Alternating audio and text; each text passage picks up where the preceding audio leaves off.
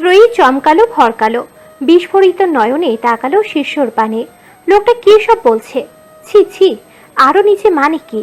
আবার বলছে মান ইজ্জতে থাবা বসাতে চাইছে। লজ্জায় মাথাটা নুয়ে ফেলল ত্রয়ী। লোকটা ভীষণ বদ, নয়তো এইসব কথা মুখে আনে কিভাবে? শীর্ষ এক পলক তাকালো লজ্জাস্নাত মেয়েটার পানে, অতঃপর মুখ বাঁকিয়ে হেঁটে গেল রাস্তায় পড়ে থাকা বাইকটার নিকটে। বাইকের সামনে দুটো লাইট ভেঙে গেছে, আরও সামান্য কিছু ক্ষয়ক্ষতি হয়েছে, তবে চলবে বোধ হয়। শীর্ষ বাইকটা টেনে টুনে তুলল, এরপরে তার উপরে উঠে বসে তাকালো ত্রয়ীর দিকে, কপাল কুঁচকে বলল, ওখানে খাম্বার মতো দাঁড়িয়ে না থেকে বাইকে ওঠ। ত্রয়ী কোনো রকমের খোঁড়াতে খোঁড়াতে গেল বাইকের নিকটে, উঠে বসলো শীর্ষর পিছনে। তার কাঁধে হাত রাখবে ঠিক তখনই শোনা গেল শীর্ষের ভারী কণ্ঠস্বর। ত্রয়ীকে শাসিয়ে সে বলল, সাবধান, হাত দুটো সামনে লাগবে এবারের বস্তা। এবারে যদি তোর ওই হাত দিয়ে আমার ইজ্জতে কোনোভাবে থাবা বসাতে চাস তুই, তাহলে কিন্তু তোর ওই হাত কেটে আমি এই রাস্তায় ফেলে রেখে যাবো বলে দিলাম।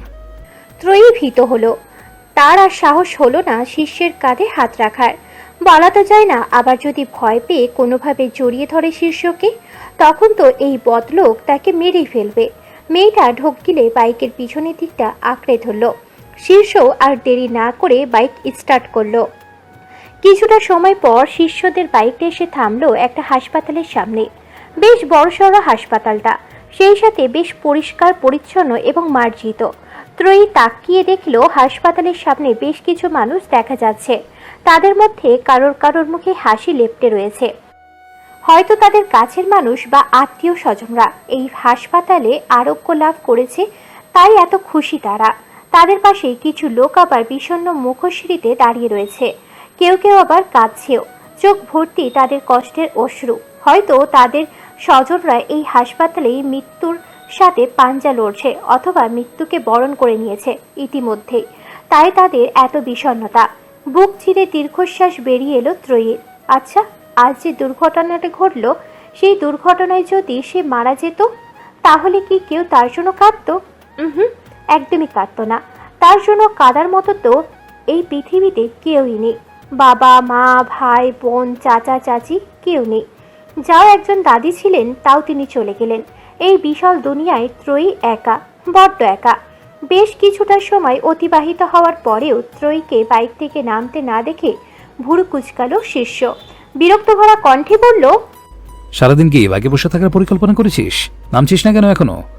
ত্রয়ী ধ্যান ভাঙল, তপ্ত নিঃশ্বাস ফেলে আনমনেই পা রাখল সে মাটিতে। অমনি ধপাস করে পড়ল নিচে। এমনি দুর্ঘটনার কবলে পড়ে হাতে পায়ে ব্যথা পেয়েছিল, তার উপর এতক্ষণ বাইকে পা ঝুলিয়ে বসে থাকতে থাকতে পা দুটো যেন অবশ হয়ে গেছে। এখন আবার ধপাস করে মাটিতে পড়ে বাকিটুকুও গেল। ব্যথায় কোকিয়ে উঠল মেয়েটা, আর্তনাদ করে বলল, আমার পা। শীর্ষ নেমে দাঁড়ালো বাইক থেকে। এই মেয়ের কর্মকাণ্ডে বেশ বিরক্ত সে, কিন্তু কিছু করারও নেই। ত্রয়ীকে শপিং করাতে নিয়ে না গেলে তার থাকতে হতো ওই মিস্টার সোহাগের সাথে। ওই সোহাগ নামক প্রাণীকে সহ্য করার থেকে এই বোকাশোকা ত্রয়ীকে সহ্য করা আবার শ্রেয়। বিরক্তিতে নাক মুখ কুচকালো শীর্ষ, রুক্ষ স্বরে বলল, তোকে আমি শুধু শুধু বালের বস্তা বলি নাকি? যেখানে সেখানে ধূপধাপ বালের বস্তার মতো পড়িস শুধু। তাড়াতাড়ি ওঠ, হাসপাতাল থেকে ডাক্তার দেখিয়ে বাড়িতে ফিরতে হবে আবার। ত্রয়ী নিচে থেকে ওঠার চেষ্টা করলো, কিন্তু পারল না।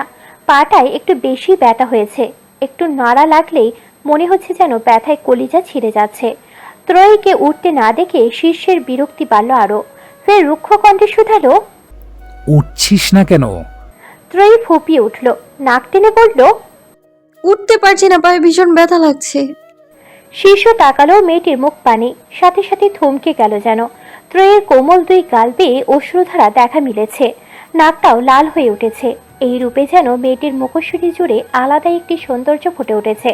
শীর্ষের হৃদস্পন্দন গাঢ় হলো, পূর্বের তুলনায় একটু নরম হলো সে।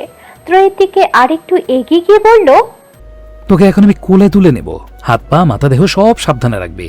আমার ইজ্জতে বিন্দু মাত্র দাগ লাগানোর চেষ্টা করলেও কিন্তু হাসপাতালের ছাদ থেকে ফেলে দিয়ে তোকে জানে মেরে দেবো। কোলে তুলে নেবে? ত্রয়ী আড়ষ্ট হলো, কেমন লজ্জা লজ্জা লাগলো তার। এলোমেলো দৃষ্টি ফেলে সে বলল, কোলে তুলে নেওয়ার কি দরকার? তার থেকে আপনি আমার হাতটা ধরুন, আমি হেঁটেই যেতে পারবো। শীর্ষ কপাল টান টান করলো, থমথমে কণ্ঠে শুধালো, কোলে তুলে নেওয়া আর হাত ধরে নেওয়ার মধ্যে পার্থক্য কি? ত্রয়ী হরকালো, বোকা বোকা কণ্ঠে প্রশ্ন করলো। মানে? মানে তোকে যদি এখন হাত ধরে নিয়ে যাই, একটু পরেই দেখা যাবে পায়ের ব্যথায় আমার গায়ে ঢলে পড়েছিস। তখন কি হবে? আমার শরীরের সাথে তোর শরীরের স্পর্শ লাগবে, আবার তোকে তো বিশ্বাস নেই। হাঁটতে গিয়ে দেখা যাবে পায়ের ব্যথায় আমাকে জাপটে ধরে নিঃশ্বাস বন্ধ করে মেরে ফেলতে চাইছিস। তার থেকে কোলে নিয়ে যাওয়াই ভালো। তুই আমাকে জাপটে ধরে মেরে ফেলতে চাইলে আমিও তোকে তৎক্ষণাৎ নিচে ফেলে দিয়ে আহত করে দেব। কি অদ্ভুত যুক্তি! ত্রয়ী এই যুক্তির বিপরীতে কিছু বলার মতো আর ভাষা খুঁজে পেল না, শুধু বোকা বোকা চোখে তাকিয়ে রইল। শীর্ষ আর বাক্যবায় করল না, অনুমতি ব্যথিতই কোলে তুলে নিল মেয়েটাকে। অমনি যেন তার কোমরের পাওয়া ব্যথাটা তড়িঘড়ি করে জাগ্রত হলো। দাঁতে দাঁত পিষে সে সহ্য করল ব্যথা। ত্রয়ী ছোট্টখাট্ট শরীরটা আর একটু চেপে ধরল নিজের শরীরের সাথে। নারী দেহের স্পর্শ কিঞ্চিত নড়বড়ে করে তুলল স্পর্শের পুরুষালী সত্তাকে। অদ্ভুত এক অনুভূতির তাড়না বইতেই শুরু করলো তার মন মস্তিষ্ক জুড়ে। তবে পরক্ষণে ভুরু কুঁচকে সে পড়ল। তো শরীরটা এত নরম কেন বালের বস্তা? ত্রয়ী লজ্জা পেল, সাথে সাথে দৃষ্টি নুয়ে ফেলল সে। লোকটার মুখে একদম কিছুই আটকায় না। তবে মেয়েটার এই লজ্জা টিকল না বেশিক্ষণ। তার লজ্জাকে পিষে দিয়ে শীর্ষ বলল, মনে হচ্ছে যেন কেঁচো বা চোখ ধরেছি, কেমন ড্যাপ ড্যাপ করছে। দূরে শান্তি পাচ্ছি না। এইটুকু বলেই যদি সে থেমে যেত তাহলে বোধহয় ভালোই হতো, কিন্তু এরপরেই সে সকল অনুভূতির গলা টিপে দিয়ে ফের বলল, কাল থেকে রোজ ব্যায়াম করবি, শরীরটা শক্ত বানাবি। এরপরে যদি শরীর শক্ত না হয় তবে আমাকে বলবি, আমি তোকে জিমে ভর্তি করিয়ে দেবো।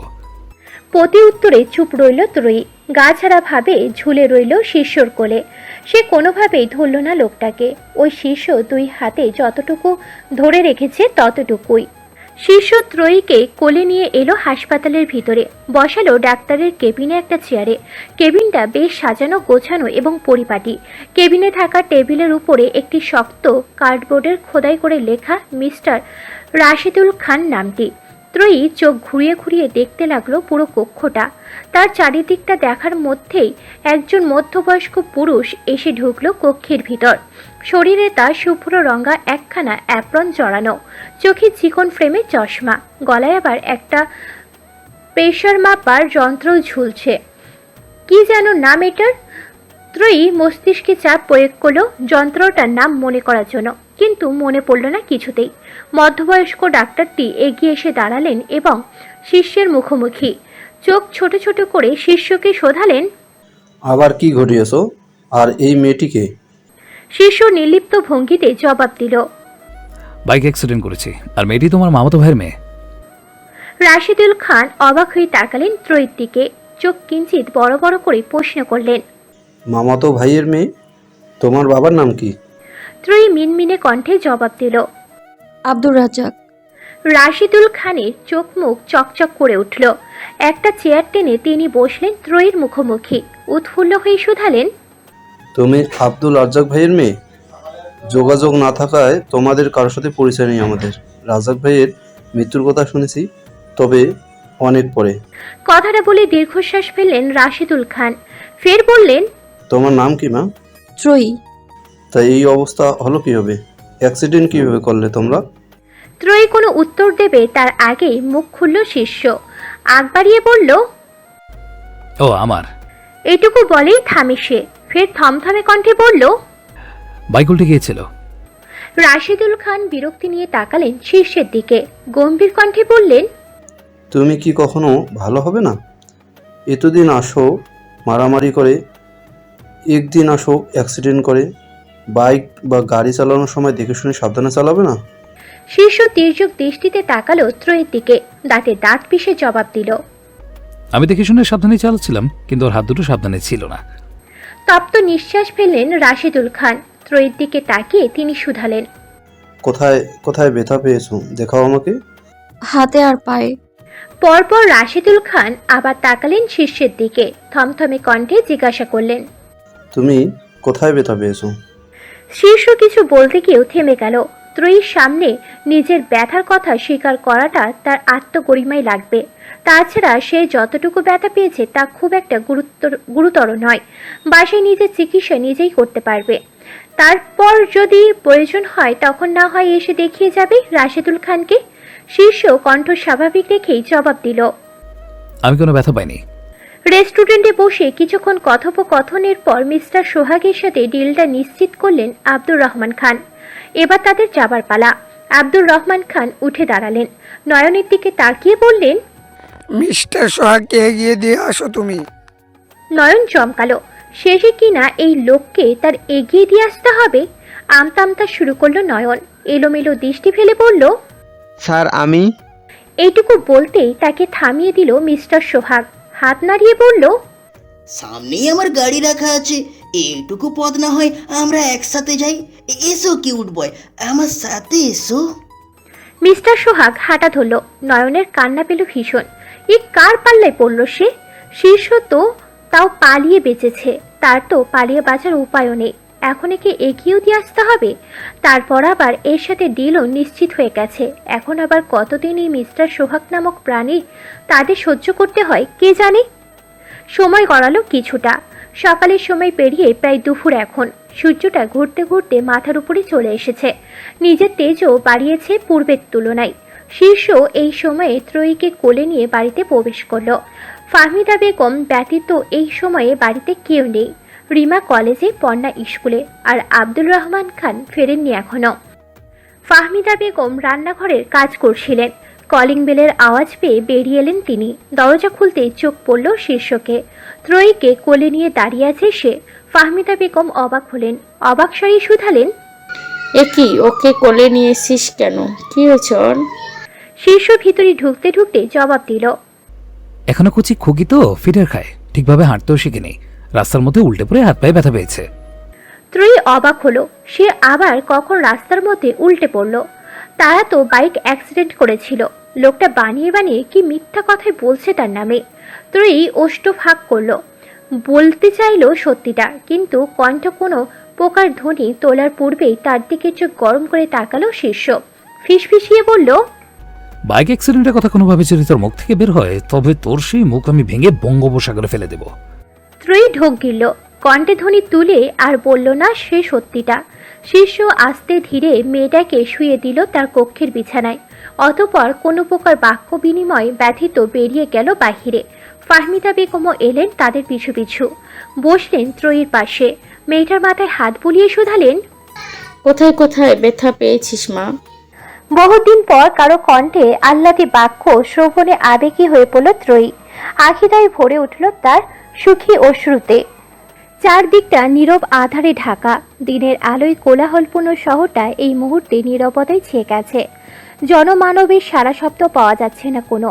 শীর্ষ কেবলই গায়ে এলিয়ে দিল বিছানায়। কোমরের ব্যথা হচ্ছে ভীষণ। রাত হতে ব্যথাটা যেন বেড়েছে পূর্বের তুলনায়। ব্যথার ঔষধ খাওয়ার পরেও ব্যথাটা বাড়ল কেন কে জানে। শীর্ষ কোমর চেপে পাশ ফিরল। হঠাৎ তার চোখ গেল বিছানার পাশের টেবিলের উপর। সেখানে ত্রয়ীর জামা কাপড়ের ব্যাগগুলো রাখা। রবি বিকেলের দিকে গাড়িটা দিয়ে যাওয়ার পর এই ব্যাগগুলো সে এনে রেখেছিল নিজের কক্ষে।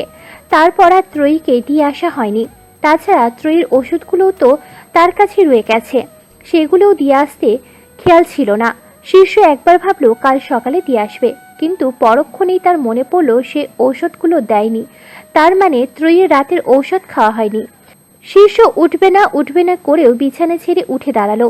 কোমর চেপে ত্রয়ীর জামা কাপড়ের ব্যাগগুলো আর ঔষধ নিয়ে এগোলো তার কক্ষের সম্মুখে।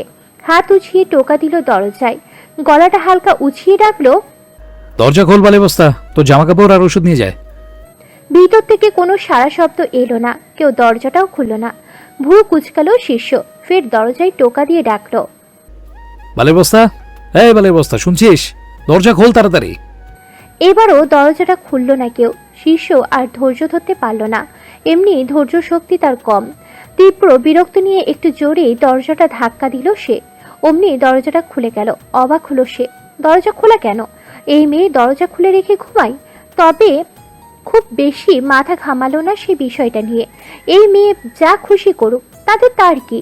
সে জামা কাপড় আর ঔষধ দিতে এসেছে, দিয়ে চলে যাবে, ব্যাস, তার কাজ শেষ।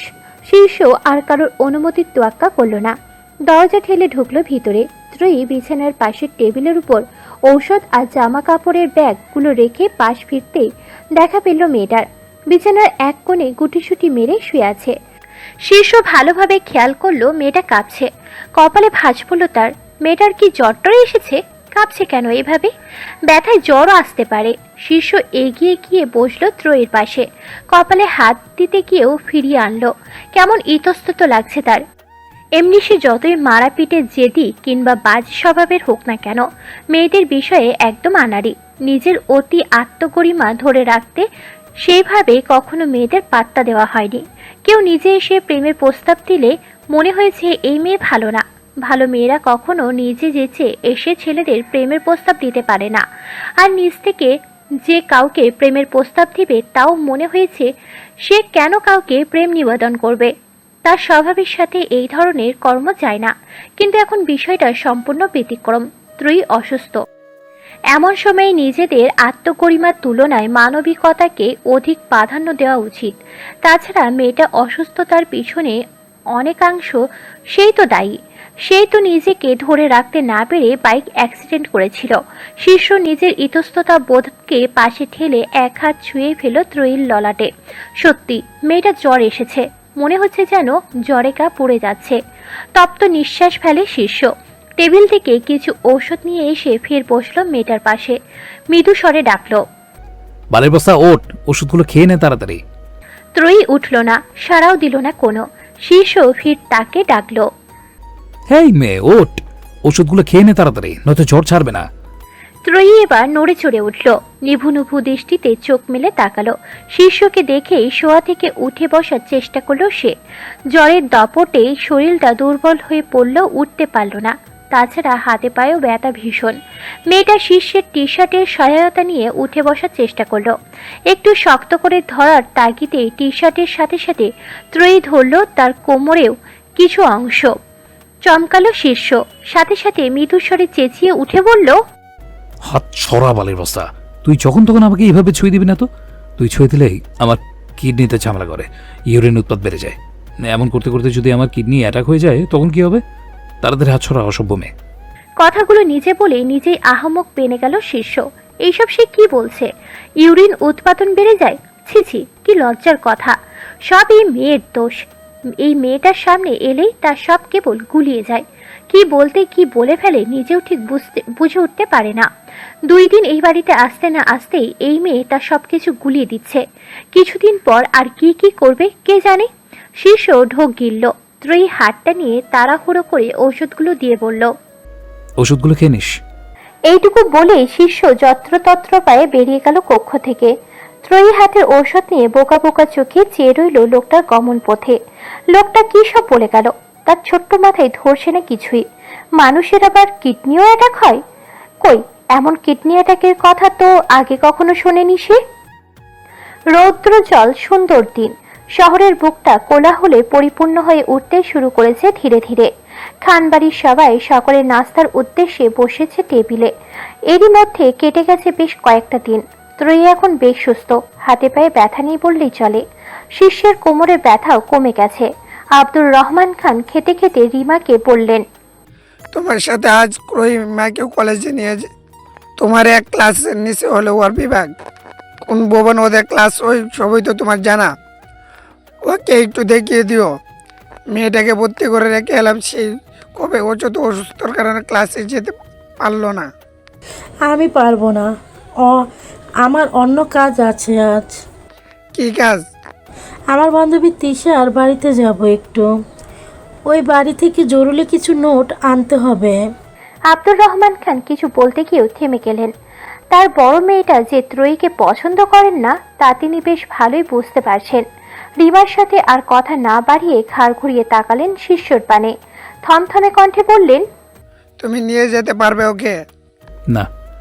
আচ্ছা, তাহলে তুমি মিস্টার সোহাগ।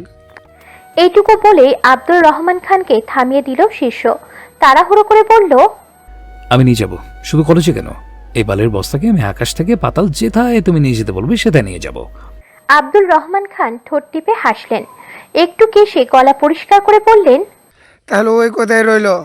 আজ ক্রয়কে কলেজে তুমি নিয়ে যাচ্ছ? কলেজে যাওয়ার জন্য তৈরি হয়ে কক্ষ থেকে বেরিয়ে এলো ত্রয়ী। শিষ্য বাসার কক্ষেই বসেছিল। মেয়েটি সে কক্ষে পা রাখতেই তার দিকে চোখ তুলে তাকালো শিষ্য। অমনি থমকে গেল বেচারা। হৃদস্পন্দন গাঢ় হলো তার। ত্রয়ী আজ আবার সে গোলাপি রঙা থ্রি পিসটা পরেছে। মেয়েটাকে এই রঙে একটু বেশি মানায়, একটু বেশি স্নিগ্ধ লাগে।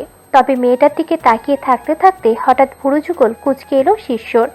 সেদিন বাইক অ্যাক্সিডেন্টের সময় তো ত্রয়ী এই জামাটাই পরেছিল।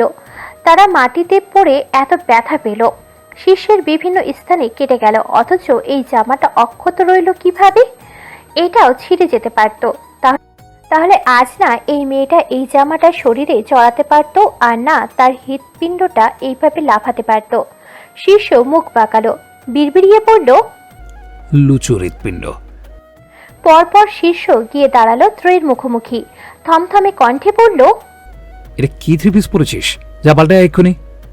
ত্রয়ী নিজের পা থেকে মাথা অব্দি চোখ বুলালো একবার, অতপর মিনমিনে কণ্ঠে বলল, কেন, এই থ্রি পিসে কি সমস্যা? শিষ্য তেমন একটা না ভেবেই বলল, এই থ্রি পিসে তোকে একটুও ভালো লাগছে না, কেমন যেন মরা মরা লাগছে। আমি ওই কলেজের প্রাক্তন ছাত্র, আমার একটা সম্মান আছে ওখানে। তুই এই পোশাকে ওখানে গেলে লোকে বলবে এরকে কোন কবর থেকে তুলে এনেছিস। ত্রয়ী দ্বিধায় পড়ে গেল। তাকে এই থ্রি পিসটাই সত্যি এত খারাপ লাগছে যে লোকটা বলবে কবর থেকে তুলে এনেছে? তাছাড়া গোলাপি জামায় কাউকে কবর থেকে উঠে আসা মানুষের মতো লাগে এই প্রথম শুনল মেয়েটা। সাদা জামা পরলেও না হয় কথাটা মানা যেত। ত্রয়ী নিজেকে আর একবার পর্যবেক্ষণ করলো, অতপর ছুট লাগালো নিজের কক্ষের দিকে। হয়তো এই পোশাকে তাকে খারাপই লাগছে, নয়তো শিষ্য এইভাবে বলতো না। বেশ কিছুটা সময় নিয়ে ত্রয়ী আবারও এসে দাঁড়ালো বসার কক্ষে। এবার এসে মেরুন রঙা একখানা থ্রি পিস জড়িয়েছে শরীরে। শিষ্য তাকালো মেয়েটার দিকে। এই মেরুন রঙের থ্রি পিসটাই ফর্সা বদন যেন আরো মায়াবী হয়ে ধরা দিয়েছে। শিষ্য বুকে হাত দিল। আগের বারের তুলনায় আরো গতি বাড়িয়েছে তার লুচ্চু হৃৎপিণ্ডটাই। শিষ্য জোরে জোরে কয়েকটা নিঃশ্বাস নিল, অতপর ধমকে সুরে বলল, এসব কি পোশাক পরেছিস তুই? একটাও তো ভালো লাগছে না তোকে। আগেরটাই লাগছিল মরামরা, আর এটা লাগছে রাস্তায় ঘুরে বেড়ানো পাগলিদের মতো। ত্রয়ী বিভ্রান্ত হলো। সে এবার এই জামাটা পরে আয়নায় নিজেকে দেখে এসেছে, ভালোই লাগছে দেখতে। তাহলে শিষ্য এমন কথা বলছে কেন? লোকটা তাকে বিভ্রান্তিতে ফেলার জন্য এমন কথা বলছে না তো?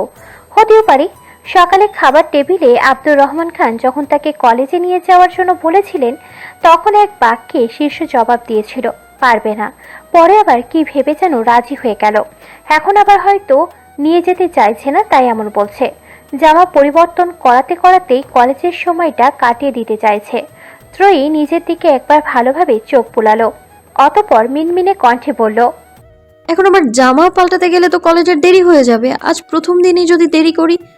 শিষ্য বিরক্ত হলো, ইচ্ছে করলো মেয়েটাকে থমকে বলতে, তোর কলেজে যেতেই হবে না, তুই বাড়িতেই বসে থাক। মনে মনে কথাটা বললেও মুখে আর বলা হলো না, বলা তো যায় না। ত্রয়ীকে কলেজে নিয়ে যায়নি শুনেই যদি আবার আব্দুর রহমান খান তাকে ওই মিস্টার সোহাগের সাথে মিটিংয়ে পাঠিয়ে দেয়, তার থেকে এই মেয়েকে কলেজে দিয়ে আসাই শ্রেয়। শীর্ষ কপাল কোঁচকালো, বাইরের দিকে পা বাড়াতে বাড়াতে বলল, চল। কিছুটা সময় অতিবাহিত হতেই শীর্ষ নিজের গাড়িটা থামালো কলেজের সম্মুখে। গাড়িটা সঠিক স্থানে পার্ক করে ত্রয়ীকে নিয়ে এলো ভিতরে। শীর্ষ এই কলেজের প্রাক্তন ছাত্র হওয়ায় সুবাদে বেশ অনেকেই জেনে থাকে। এখানে সে মাঝে মাঝে আসে, বিভিন্ন অনুষ্ঠানে সভায় নিজের দল নিয়ে আসে। শিক্ষকদের সাথেও একটা ভালো সম্পর্ক রয়েছে। তবে শীর্ষকে কখনো কোনো মেয়েকে নিয়ে কলেজে আসতে দেখেনি কেউ। এই কলেজে তার বোন পড়ে, তাও অনেকের জানা। সেই বোনের সাথেও তো ততটা দেখা যায় না তাকে। তাহলে এই মেয়েটাকে? অনেকেরই মনে প্রশ্নটা জাগলো। সরাসরি শিষ্যের নিকট জিজ্ঞাসা করার সাহস করলো না কেউ, শুধু কয়েকজন ছেলে ডেকে ডেকে জিজ্ঞাসা করলো, কেমন আছেন শীর্ষ ভাই? প্রতিবারই শীর্ষ হেসে জবাব দিল, এই তো আলহামদুলিল্লাহ ভালো। তোরা কেমন আছিস? শীর্ষ ত্রয়ীকে নিয়ে এলো তার ক্লাসের দিকে। মেয়েটাকে কোনো রকমে ক্লাসে ঢুকিয়ে দিতে পারলেই তার দায়িত্ব শেষ। কিন্তু ক্লাসের সামনে আসতেই হঠাৎ পিছনে ডাক পড়ল তার।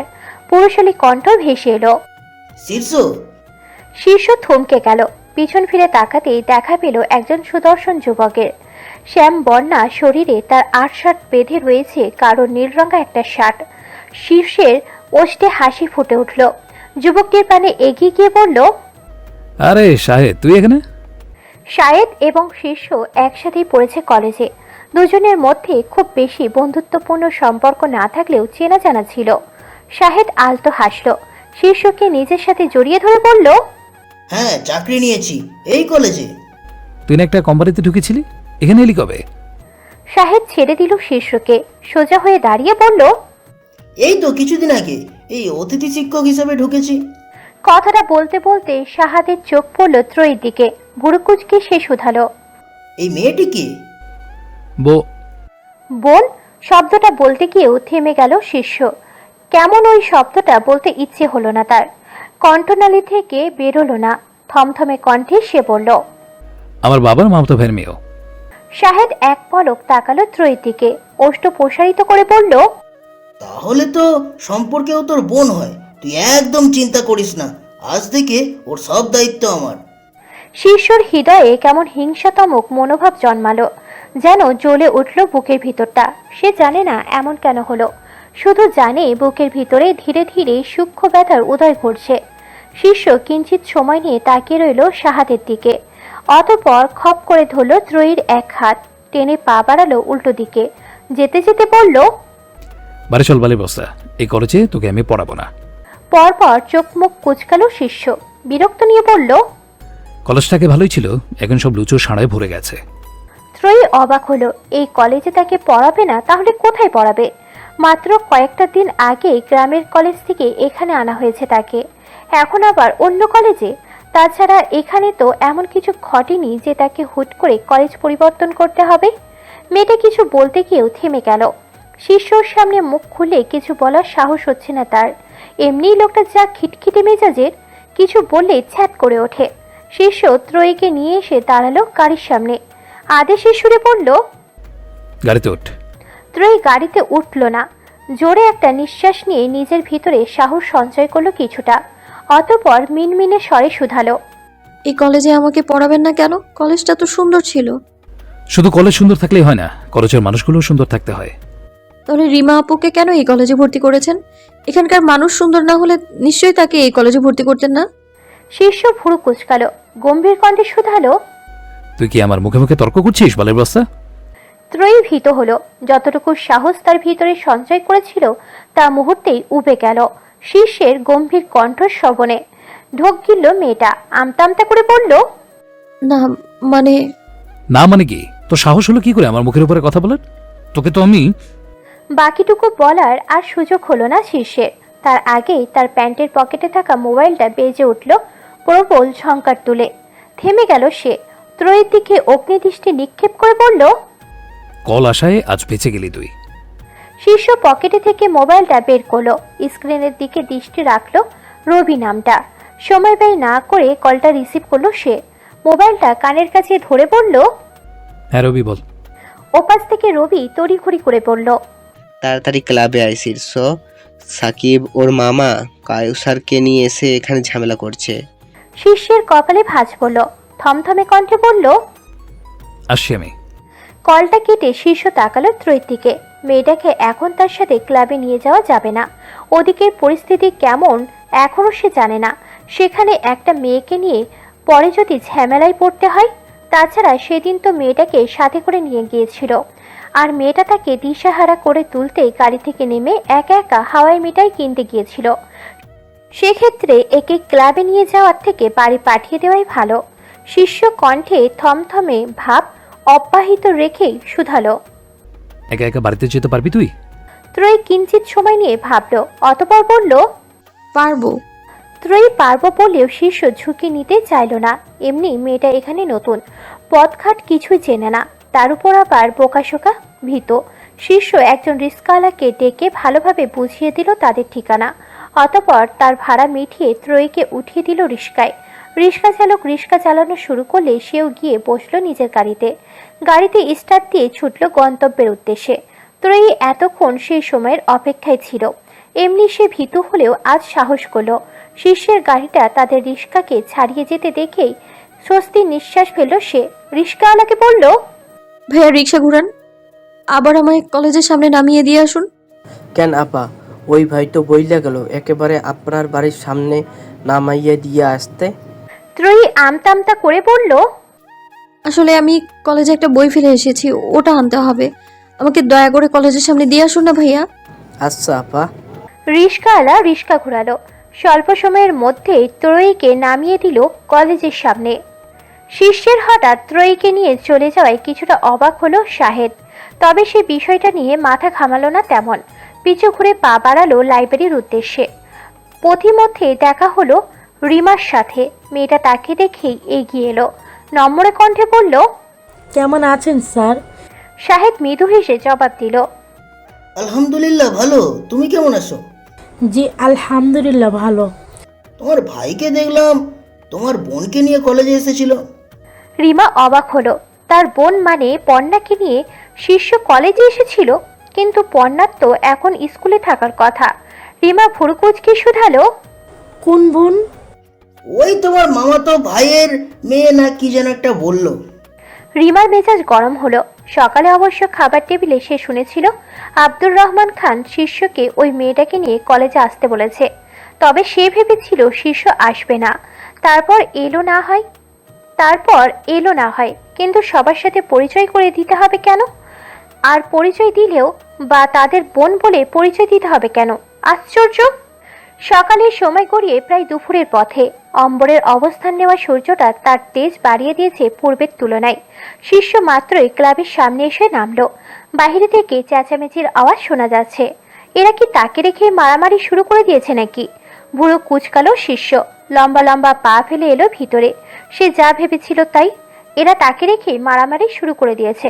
অবশ্য মারামারি বললে ভুল হবে, শুধু হাতাহাতি করছে। এখনো কেউ তেমন আহত বা ব্যথা পায়নি বোধহয়। শিষ্য চোখ ঘুরিয়ে ভালোভাবে পর্যবেক্ষণ করলো চারিদিকটা, অতঃপর গলা উঁচিয়ে বলল, কি মারামারি করছিস? এখনো তো কারো মাথায় ফাটাতে পারলি না। তোদের দিয়ে কিচ্ছু হবে না, সব অকর্মণ্য। শিষ্যের কণ্ঠস্বর শুনতেই থেমে গেল সবাই।